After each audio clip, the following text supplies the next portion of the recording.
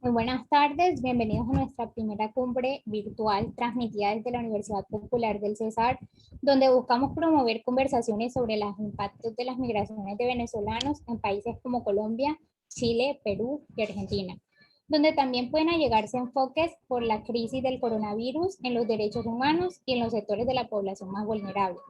La cumbre de hoy tiene como objetivo el explorar los impactos que las migraciones del pueblo venezolano y refugiados en diferentes países. Una situación que antes ya era crítica, pues esta población enfrenta serias barreras de acceso a derechos como la salud, la alimentación, la documentación y el acceso a empleo para autosostenerse. Además, se enfrentan a la discriminación, al rechazo y a la estigmatización, no solo de algunos sectores de la sociedad, sino también de diferentes gobiernos locales e internacionales. Esperamos que estos aportes a realizar en dicha cumbre sean en mayor medida ideas concretas para la construcción de políticas públicas que protejan también a estas personas en el marco de la pandemia. Ahora bien, me presento. Mi nombre es Gri Carolina Beleño Lima, egresada de la Universidad Popular del Cesar. Mi área de trabajo se centra en las dinámicas de movilidad humana transfronterizas desde una dinámica comunitaria y construida. Desde los territorios actualmente soy directora del Semillero de Migraciones y Fronteras de la Universidad de los Andes y soy profesora asociada de la Facultad de Derecho en la Universidad de Pamplona. El día de hoy, en primer lugar, me permito presentarles a la doctora Rosandra Alvarado Villamil, quien es especialista en Derechos Humanos y Derecho Internacional Humanitario, la cual posee una especialización en Administración Pública y dirige una clínica jurídica para migrantes. Asimismo, nos acompañan dos personas que han estudiado a profundidad este tema de migración y que han trabajado directamente con esta población. Ellos nos compartirán sus ponencias sobre las investigaciones hechas o que han realizado el tema en estudio. Ellos son el doctor Carlos Andrés Ortega Barros y también nos acompaña la doctora Carla Alejandra Ramos Padilla. Ok, la idea es que cada uno de nuestros invitados, a quienes agradecemos muchísimo por acompañarnos esta tarde, hagan una breve intervención y luego demos paso a unas preguntas si es que hubiera lugar a ellas. Ahora, hablaremos de la crisis en medio de la pandemia del pueblo venezolano. Ok, a modo de contexto para entender mejor, pues, cuál es la situación de las personas migrantes en Colombia y por qué consideramos, pues, que estas deben ser unas poblaciones, estas son una de las poblaciones más afectadas por la pandemia. Entonces, pues, lo primero que nosotros debemos tener en cuenta es que hemos buscado o se han sacado cálculos en donde se ve, en donde se corrobora que han salido de Venezuela cerca de 5 millones de personas según Migración Colombia el 31 de diciembre del año 2020 y que viene en Colombia 1.771.000 personas, es decir, que nosotros recibíamos a cerca del 35% de todas las personas que han salido de Venezuela, lo que nos hace ser el primer país receptor. Y pues de esas 1.700.000 personas que están en Colombia, el 50%, el 58% de ellas están en una situación irregular y el 42% pues los podemos encontrar en una situación regular. Ya más adelante pues le contaremos la situación de estos en los diferentes países en los que se van a hablar en cada ponencia y pues qué implicaciones trae para cada uno. La primera pregunta que tenemos que hacernos es por qué la gente emigra. Solo para darles algunos datos de la situación, pues en Venezuela el 61,2% de las familias que ya estaban catalogadas como pobres se encuentran en situaciones de pobreza extrema. Y también, pues de acuerdo a encuestas, las condiciones de vida del 2017, el 80% de las personas estaban en una situación de inseguridad alimentaria. Aparte, o sumándole a ello, la situación del sistema de salud era crítica. Y se había reportado cerca del 90% de la escasez de medicinas e insumos a nivel nacional, así como también el colapso de la infraestructura hospitalaria, donde solo funcionaba el 50% de los quirófanos y el 80% del servicio de diagnóstico estaba inservible. Entonces, sumándole a eso, el salario mínimo mensual, y esta cifra fue confirmada en el 2020, la tasa de cambio era de cerca de $5, que equivaldrían a más o menos 20.000 pesos colombianos. Entonces, pues háganse la pregunta ustedes, ¿qué se puede comprar con 20.000 pesos colombianos? Y más teniendo en cuenta, pues, la situación de la hiperinflación de la economía venezolana. Ahora bien, están todos los problemas de seguridad que se presentan en muchas regiones del país, del país colombiano como en los otros países, y que ponen a las personas en una mayor situación de vulnerabilidad. Todo esto, anteriormente dicho, hace que pues tengan que emigrar forzadamente, y cuando llegan a un lugar de destino se encuentran pues a situaciones muy difíciles. Lo primero pues son las rutas de regularización, y pues lo primero que quiero que hagamos hincapié en él es pues en la complejidad del proceso de regularización en Colombia.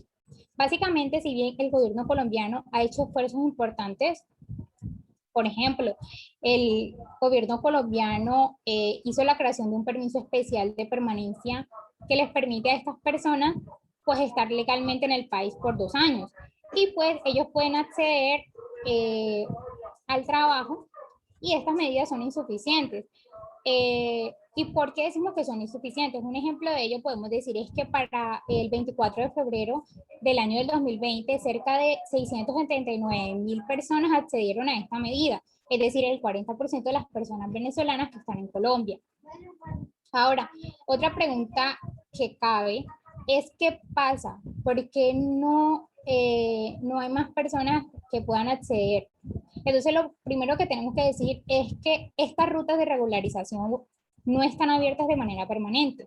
En este momento están abiertas de manera permanente, pues el permiso especial del fomento del trabajo es el que está activo. Entonces, para las personas que reciben una oferta laboral y que su empleador quiere hacer el trámite, pues para poder vincularlas o asociarlas, para que puedan recibir ese permiso, el resto o las otras formas del PEP se encuentran cerradas, porque estos beneficios dependen primeramente de si la persona entró con pasaporte, y solamente hemos encontrado pues un caso en el que estas ediciones, sí, en el que estas ediciones del PEP, en la que se le permitió que las personas que habían ingresado regularmente al país pudieran acceder a él. Pero el resto se requiere que tengan el pasaporte, que hayan entrado por un punto autorizado, que hayan sido sellados su pasaporte, y pues digamos que hay unas fechas específicas en las cuales se puede aplicar para eso. Entonces, en el formulario que les aportaremos, en este momento solo hay uno, solamente encontramos un caso en el PET, y hay una sola posibilidad de fomento al trabajo que está vigente. Entonces eso ha sido generado pues para las personas que tengan que acudir a la informalidad para poder subsistir, perdón. Ahora, en cuanto a unos estudios realizados por la Universidad del Externado, nos cuenta que cerca del 90% de las personas venezolanas trabajan en el sector informal, en los sectores de comercio, hostelería y construcción. Cerca más o menos del 50%, que pues como ustedes se imaginaron, son de las personas pues que están en los sectores que estamos afectados con la crisis actual. Además trabajan más horas, para nadie es un secreto que no reciben el mismo salario que los pares colombianos. Y también encontramos otras revelaciones de los estudios de la Universidad del Rosario, que nos cuenta que el 50% de los domiciliarios de Rappi son ciudadanos venezolanos, y que el 53% no están afiliados a la salud. Y es una vulneración a su derecho a la salud, y aquí quisieras hacer pues un llamado de solidaridad, ya que digamos que estamos nosotros teniendo acceso a bienes y servicios a través de estas plataformas como Rappi y otras plataformas que hacen domicilios, y estas son las personas migrantes quienes están haciendo este trabajo. Entonces también es importante que nos solidaricemos con ellos y también veamos cuál es su aporte en esta situación.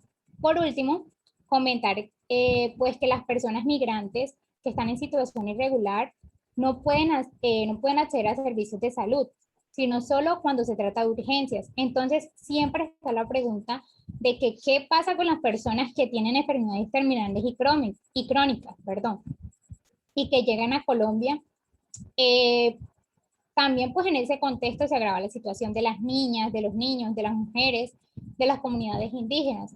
Entonces todo esto nos muestra que antes de la pandemia la situación era muy preocupante, pero a pesar de los esfuerzos que han hecho, siguen persistiendo vacíos y deberíamos preguntarnos qué ha pasado en el marco de la pandemia. Y para darles un resumen rápido de estas medidas, antes de darle la palabra a nuestros invitados, pues lo primero es que se ordenó el cierre de las fronteras como una medida de prevención. Se cerraron albergues y otro tipo de servicios humanitarios que no cumplían con las medidas de distancia con las medidas de distancia necesarias. Ya se han identificado 2 casos de coronavirus en la comunidad indígena, la comunidad Yutpa y uno de la comunidad Guayú, que pues estas son comunidades que ya estaban viviendo en terribles condiciones y que el pueblo colombiano no era un secreto para él. Entonces, por último, vemos una preocupación en la respuesta de algunos gobiernos locales, como por ejemplo en Pamplona, la alcaldía expidió un decreto donde se prohibía la presencia de personas migrantes irregulares en el municipio, y pues la alcaldía de Bogotá, la atención de la población migrante son la responsabilidad del gobierno nacional. Haciendo ese breve contexto de la situación de los migrantes aquí en Colombia y pues de la vulneración de muchos de los derechos de ellos aquí en Colombia, me encantaría darle la palabra a las personas pues que se les extendió esta invitación, y para ustedes quería empezar con la doctora Rosa. Cada uno nos va a hablar desde una perspectiva diferente y va a ser de gran aporte. Con ustedes la doctora Rosa. Muchas gracias. Bueno, continuando con la perspectiva del país que nos atañe, en este caso representando a Chile, esto en cuanto al flujo y el ingreso de migrantes a este país.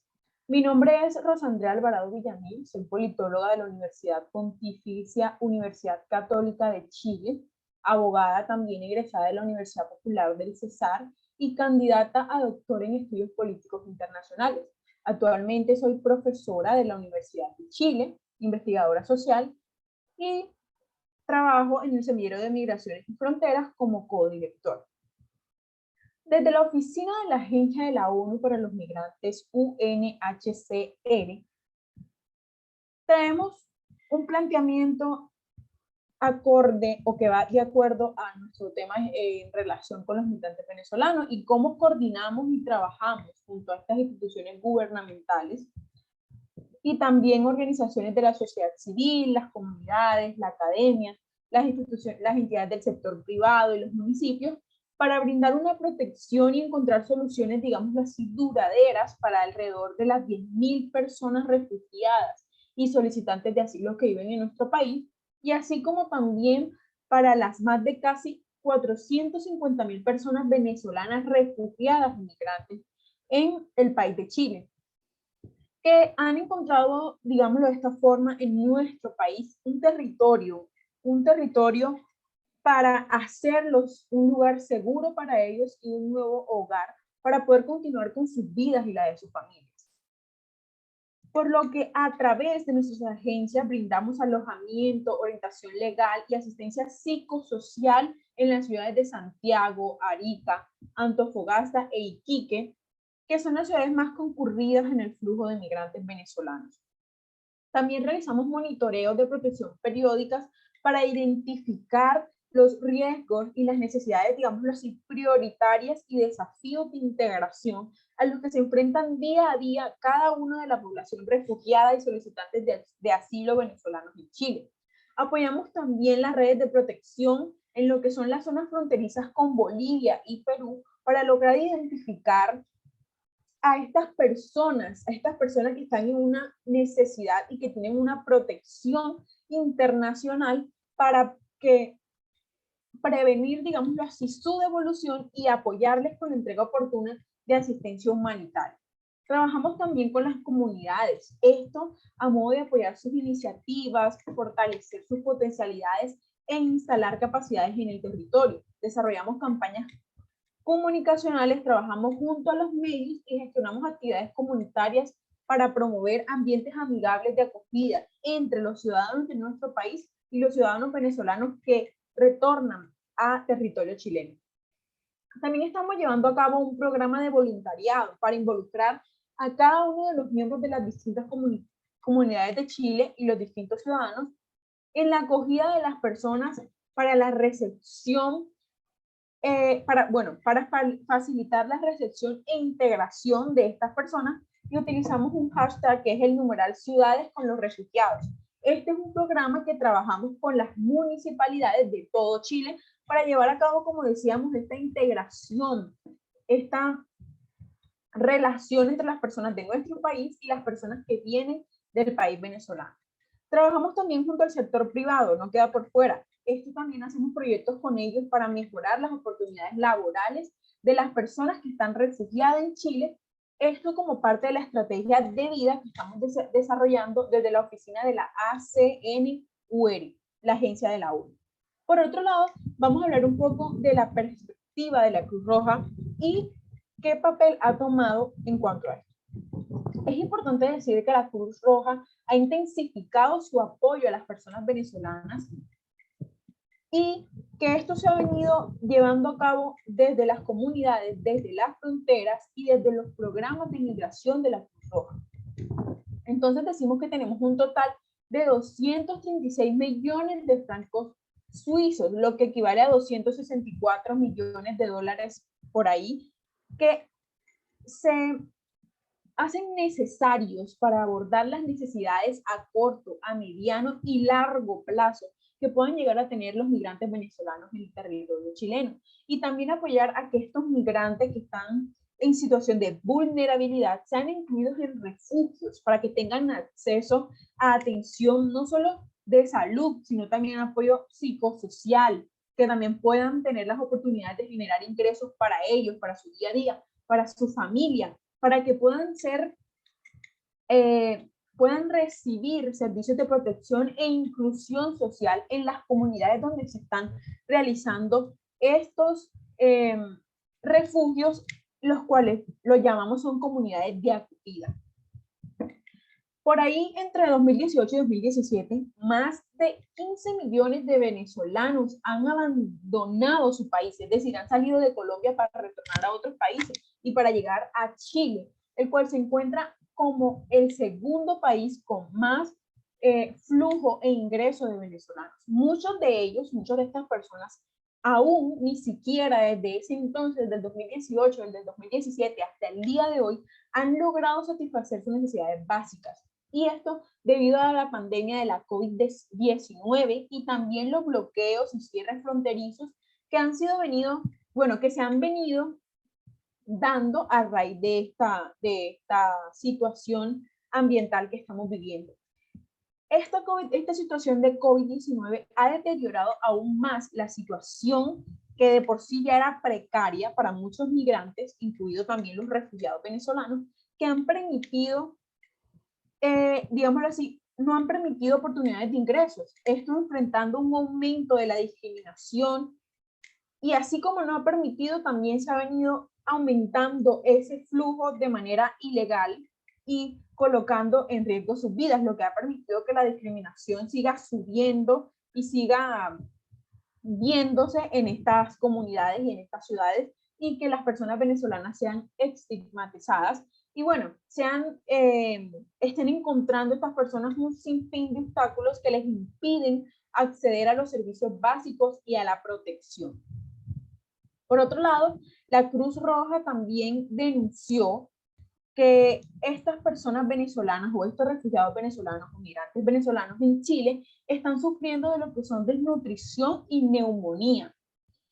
La Federación Internacional de Sociedades de la Cruz Roja y de la Media Luna Roja alertó mediante un comunicado sobre la situación grave, porque es grave, que están enfrentando los migrantes venezolanos en Chile luego de cruzar la frontera a pie desde Bolivia.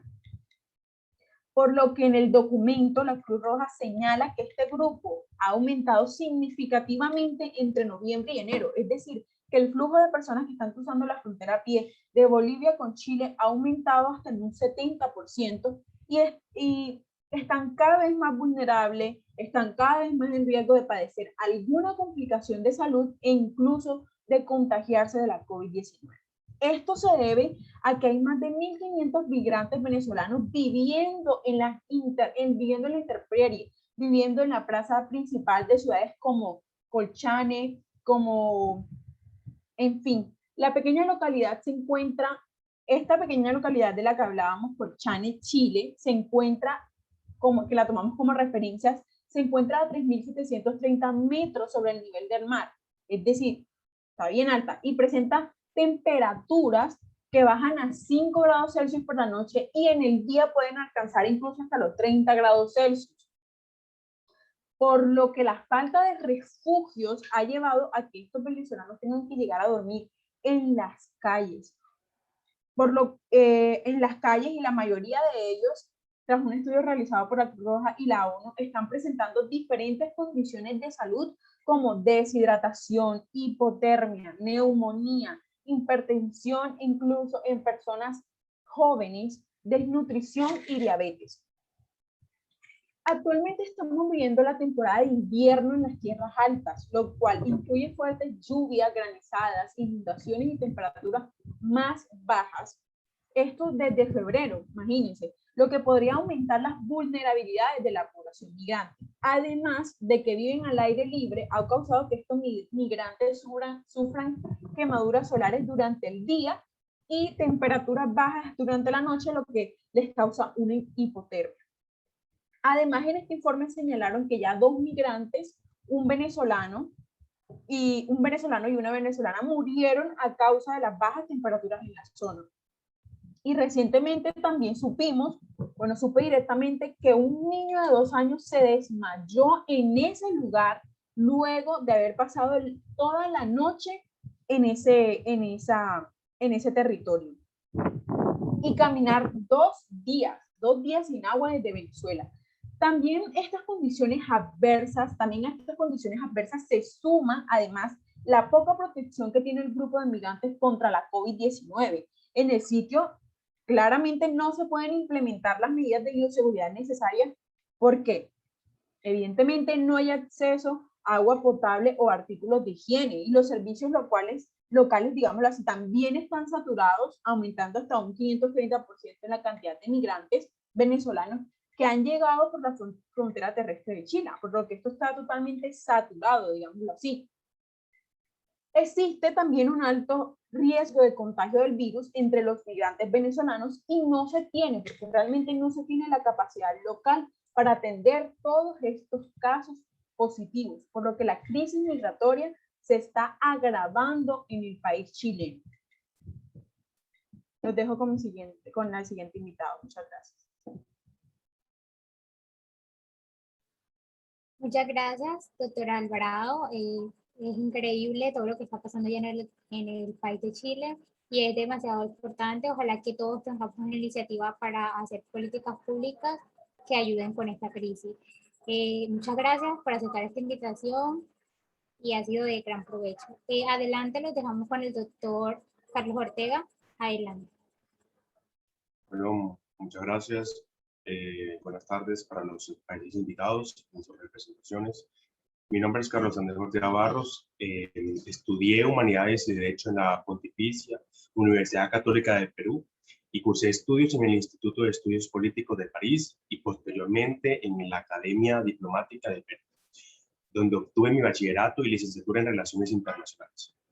Tengo título de maestría en Relaciones Internacionales por la Universidad de Birmingham, de United Kingdom, Reino Unido, estudio de maestría en Ciencias Políticas por la Universidad Católica de Chile y un diploma en Políticas Públicas por la Escuela Nacional de Administración de Francia.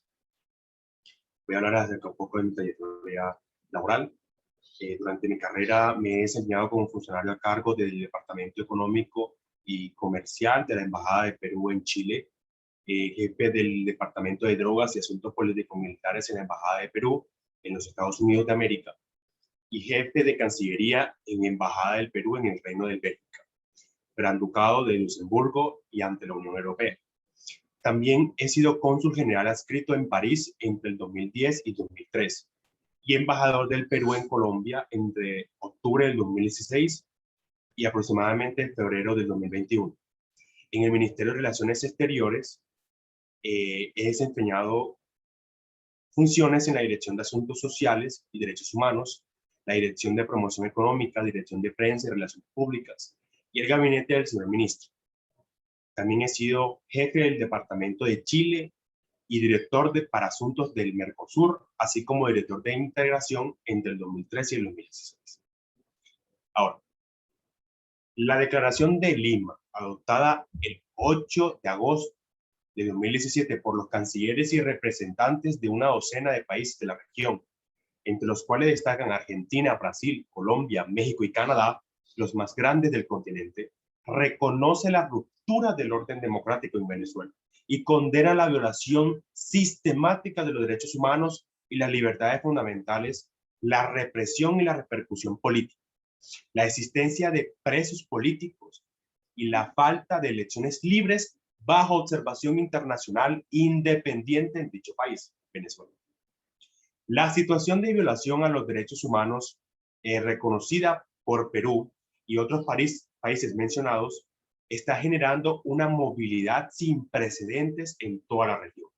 Asimismo, y en el caso peruano, de acuerdo a la Superintendencia Nacional de Migraciones, son 11.464 venezolanos que solicitaron el permiso temporal de permanencia, PTP, y diversos medios han lanzado la cifra de 46.000 personas venezolanas, ciudadanas venezolanas, que han ingresado a Perú desde enero de 2017. Estas cifras traducen parte de la magnitud del problema. Sin embargo, podemos suponer que existe un número mucho mayor de migración irregular debido a las largas colas en la zona fronteriza Perú-Ecuador, entre otros motivos que no ha sido registrada.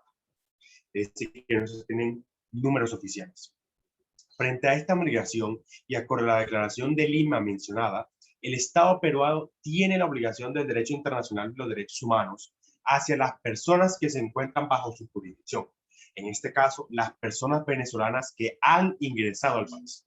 La primera es la obligación de no devolución, la cual significa que ninguna persona puede ser devuelta a su país de origen o cualquier otro país en el cual corre un peligro por su integridad, vida o libertad, por su carácter ius cogens, o el principio de no devolución, no admite excepción alguna, razón por la cual el Estado peruano debe respetar este principio en cualquier circunstancia, como lo ha afirmado de manera muy clara el Alto Comisionado de Naciones Unidas para los Refugiados, la ACNUR, y la Defensoría del Pueblo del Perú, en un oficio que se realizó el 9 de agosto dirigido a migraciones.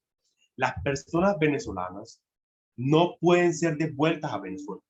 En este sentido, es urgente instar al Estado y a diversos estados que se comprometieron en Lima en dejar sin efecto cualquier proceso de expulsión o salida obligatoria hacia personas venezolanas y no abrir ningún nuevo expediente sancionador hacia este grupo. La segunda obligación es la necesidad de analizar si las personas venezolanas que están llegando al país necesitan protección internacional y por lo tanto asegurar la posibilidad de solicitar el reconocimiento de la condición de refugiado.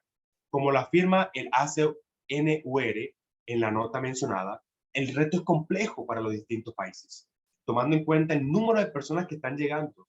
Recordemos que esto es una actuación sin precedentes. Sin embargo, es necesario asegurar a toda persona la posibilidad de presentar su solicitud para que ésta se encuentre evaluada dentro de las distintas categorías y exigencias que se encuentran en distintos países. En cuanto a saber quiénes ostentan o quiénes son refugiados, en el Perú, la ley del refugiado en su artículo 3 contempla la definición amplia de la condición de refugiado, incorporado por lo previsto en la Declaración de Cartagena sobre refugiados. En ese sentido, una persona es refugiada si tiene fundados temores de persecución por motivos de nacionalidad, raza, religión o opinión política, sexo o grupo social, diversa condición en su país de origen, pero también si ha huido de su país de origen por su vida, integridad o seguridad, si se encuentran amenazadas por la violación masiva de los derechos humanos, una agresión extranjera, un conflicto interno, ocupación o dominación extranjera, o en razón de acontecimientos que perturben gravemente el orden público.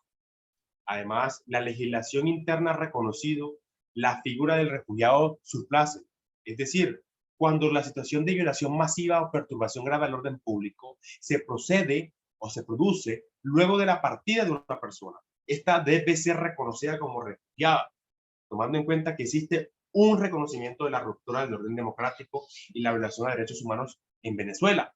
Podemos afirmar que muchas personas migrantes deben ser reconocidas como refugiadas, siendo la definición amplia que se estableció en Cartagena. Finalmente, debemos mencionar, además del ya famoso permiso temporal de permanencia, el PTP, el decreto legislativo número 1350, el decreto legislativo de migraciones, que crea la calidad migratoria humanitaria como forma de protección contemplaria para las personas que, sin cumplir lo previsto por la ley de refugiados, se encuentran en una situación de especial protección que requieren medidas específicas de protección por parte del Estado. Es preciso mencionar que por falta de reglamentación, esta calidad no se está aplicando en la actualidad, en la realidad, en la praxis. De acuerdo a nuestros análisis, esta calidad constituye una forma de protección complementaria que puede permitir al Estado peruano o distintos países, dependiendo de sus exigencias, brindar la protección a las personas venezolanas que no han solicitado la condición de refugiados. Para finalizar, el reconocimiento político de la situación en Venezuela en la Declaración de Lima requiere un correlato jurídico que permite proteger y garantizar los derechos de las personas venezolanas, ya que se encuentran en nuestro país o en sus países y en las que están por venir. Muchas gracias. Muchas gracias, doctor Ortega, mostrar esa intervención, y qué bueno escuchar esas políticas públicas que se está aplicando el Estado allá en el Perú. Me parece de suma importancia y que está actuando conforme a la ley y el Estado. A continuación, y para darle el cierre a esta primera cumbre virtual, le queremos conceder la palabra a la doctora Carla Alejandra Ramos Padilla, que haga su intervención y pues esperamos que sea de provecho. Buenas tardes, doctora.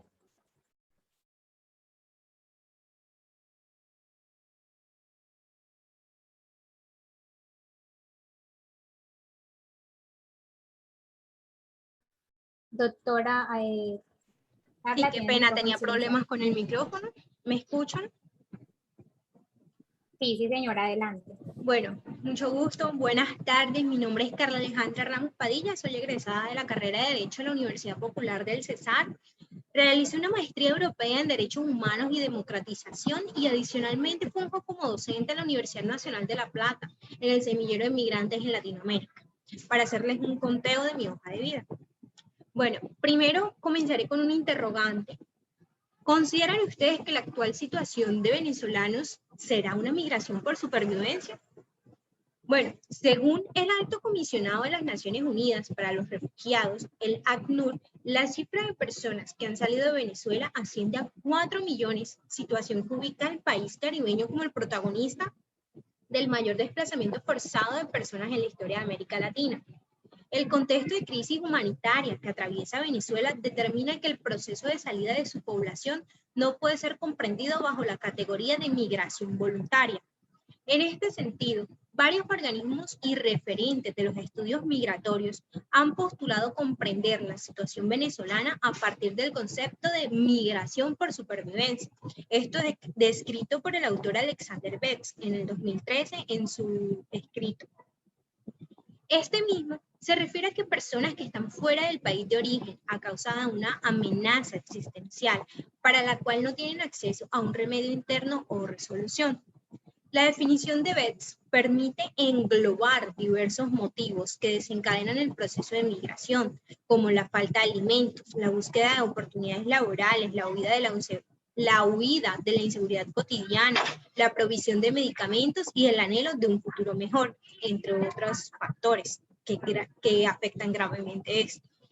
La población venezolana, a raíz de la situación de desplazamiento por la que ha pasado, ha contado ciertamente con la protección del derecho internacional humanitario, pues lo que este busca es cumplir con el resguardo de sus derechos con los que gozan cada una de estas personas.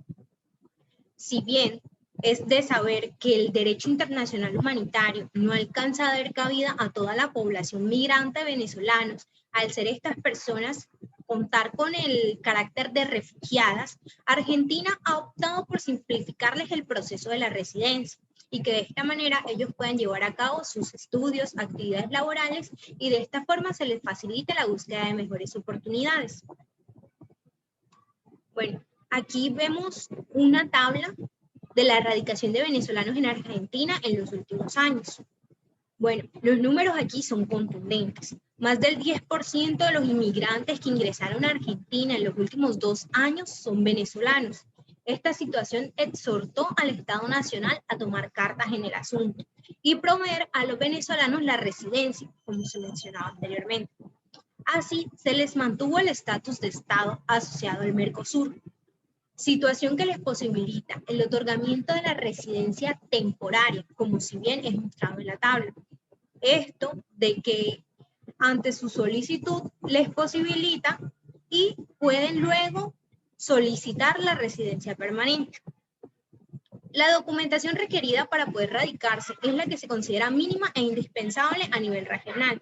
Esto por razones de seguridad. Entre estos tenemos como el documento de identidad, que acredita la nacionalidad de cada una de estas personas, la carencia de antecedentes penales en Venezuela, el certificado de Registro Nacional de Reincidencia, es decir, que no cuente con antecedentes penales en Argentina, y una constancia de domicilio. Es por esto que según un informe de la Organización Internacional del Trabajo, la OIT, el 80,4% de los inmigrantes venezolanos en Argentina, disculpe, ¿me escuchan bien? El 80,4% de los inmigrantes venezolanos en Argentina se encuentran ocupados. El 55% se encuentra en calidad de empleado. El 25,4% se encuentra de manera independiente y el otro 15,6% está desempleado. Por lo tanto, el 70% tiene un salario que oscila entre un mínimo y el doble del mínimo, por rama de actividad en la que se estén desarrollando. El 43% se dedica al comercio, el 26% se dedica al transporte, como los taxis o las plataformas de Uber, que se ven actualmente digitales. El 6% se dedica a la salud y el 3% se dedica a la informática, entre otras actividades. Por lo tanto, el 86% de hombres y el 82% de mujeres cuenta con un oficio o profesión. Casi el 71% está en la economía informal, mientras que un 29% en la formalidad, según un relevamiento realizado entre agosto y septiembre del 2019, estadísticas sobre la población venezolana residente en Buenos Aires. Como les hablaba, estos datos son oficiales. ¿Cuántos venezolanos? Aquí se miden cuántos venezolanos tienen trabajo en la Argentina. Esto lo tomo del periódico La Nación en su publicación del 2 de octubre del 2019. Y en líneas generales, los venezolanos y las venezolanas se concentran en la ciudad autónoma de Buenos Aires, en las provincias de Buenos Aires, Córdoba, Santa Fe, Mendoza, Salta, Neuquén, Misiones, Chubut y Río Negro. Estas son las principales zonas donde se centran los migrantes. Bueno, muchas gracias. Aquí termino con mi ponencia. Listo, muchas gracias, señora doctora Carla. Como vemos, ninguna de las situaciones de nuestros vecinos, los venezolanos, ha sido fácil. Esas migraciones en ninguno de estos países, que son los primeros, pues, receptores de esta población. Esperamos que este conversatorio haya sido de provecho y muchas gracias. Bueno, gracias a todos los oyentes y a todas las personas visitantes. Quiero decir algo antes de cerrar el conversatorio, y es que entre las violaciones que vienen sufriendo las personas migrantes está la violación de derechos humanos, obviamente, como figuran también la denegación de derechos civiles y políticos en forma de detención arbitraria, tortura o ausencia también del debido proceso judicial, así también como los derechos a la salud, la vivienda o la educación. La denegación de derechos de los migrantes suele estar también estrechamente vinculada o relacionada a leyes que son discriminatorias y perjuicios y actitudes xenófobas muy arraigadas.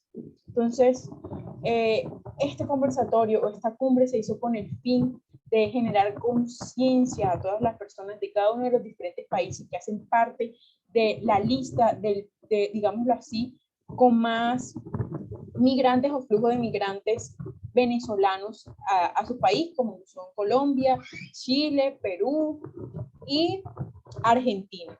Entonces, muchas gracias a todos y esperamos que este conversatorio sea de gran ayuda para todos. Gracias, doctora Y a tener un poco más de empatía.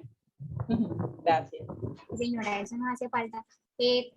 ¿Alguien quiere hablar? ¿Tener otro aporte extra? Bueno, quisiera participar un poco con referente a una percepción personal, ¿cierto? Dada la situación que se encuentra el país venezolano, un país hermano de todos nuestros países, de lo cual cada país, mediante las posibilidades que obtenga, puede brindarle la mano para apoyar un poco la crisis que se vive en el país. De manera que este tipo de actividades, que lo que buscan es incentivar a que las autoridades y las instituciones de los distintos países ayuden a la situación de los civiles en Venezuela, dado a la desestabilización económica y política que se vive en ese país, buscar una solución pronta a toda esa vulneración de derechos humanos y con referente al derecho internacional humanitario, ¿cierto? Entonces, de manera que esperemos que nuestros países cumplan a cabalidad sus objetivos para aportar la mayor ayuda posible. También me Gracias, gustaría doctora hablar. Doctora Ramos, ¿quiere hacer alguna intervención? Sí, como lo han exteriorizado mis compañeros de ponencia, lo que se busca con esto es que, por favor, tengamos empatía.